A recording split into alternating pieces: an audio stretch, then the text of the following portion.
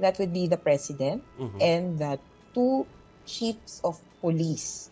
The first two chiefs of police. So, si Bato de la Rosa na nakapirma sa Tokhang Memorandum at yung kasunod niya na si Albayalde. Itong tatlong to kasi na doon pa lang sa preliminary examination. So, natapos yung preliminary examination, may findings, may report.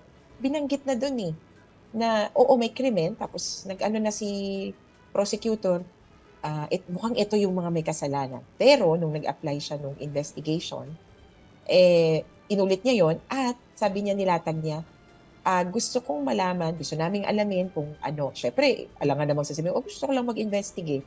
Syempre, may initial ka naman dapat na idea. Kaya ang sabi niya, gusto kong i-investigate itong yung presidente kasi nag-utos ito. Si Bato de la Rosa kasi ito yung chief of police. Si Albayalde kasi siya yung sumunod na chief of police. And sabi nila up to mid-level police officers or parte ng hierarchy. Ang itsura din kasi, sinisilip nila, dalawang possibilities yan, di ba? Na ang may kasalanan or ang may kumakana, kumbaga, PNP mismo, yung hierarchy, or a parallel or a subgroup sa PNP na pwede nating maisip na parang ito yung death squads.